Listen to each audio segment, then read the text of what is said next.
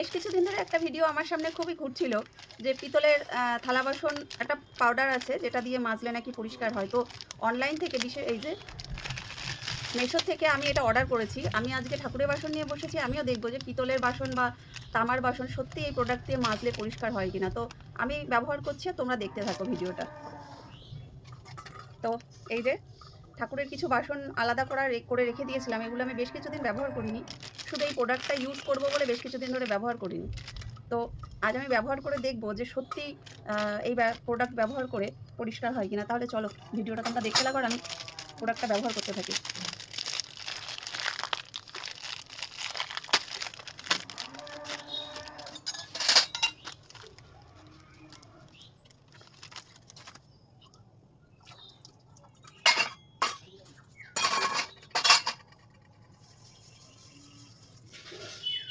এটা তো তোমাদের দেখানো হলো না। তো এই থালাটা তোমরা দেখো ঠাকুরের, তো এইটার উপরে আমি প্রয়োগ করি। তাহলে চলো একটু জল দিয়ে দেখি কি অবস্থা হয়। হাত দিয়েই ব্যবহার করছি। ও মা গো, আমি তো সাধারণত তেঁতুল বা লেবু দিয়েই পিতলের বাসন মাজি আর বালি মাটি। তো প্রোডাক্টটা মনে হচ্ছে খুব ভালো, খুব ভালো তো মনে হচ্ছে। এখন দেখি ধোয়ার পরে কি রেজাল্ট হয়। আমি হাত দিয়েই ব্যবহার করছি।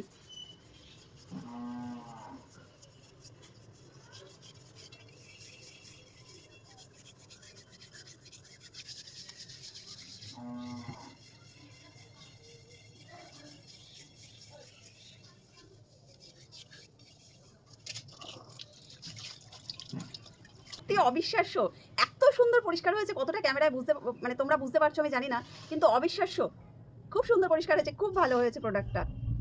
সত্যি খুব ভালো প্রোডাক্ট। কি সুন্দর পরিষ্কার হয়েছে ঠাকুরের থালাটা, কতটা বুঝতে পারছো। আমার কিন্তু খুব ভালো লাগলো প্রোডাক্টটা। যদি তোমরা ব্যবহার করতে চাও তাহলে আমাকে কমেন্ট করো, আমি প্রোডাক্টটার একটা লিঙ্ক তোমাদেরকে দিয়ে দেবো। ভিডিওটা আজ এই পর্যন্তই থাক, আমি বাকি কাজগুলো করে ফেলি, এখনও পুজো দেবো। তো টাটা বন্ধুরা।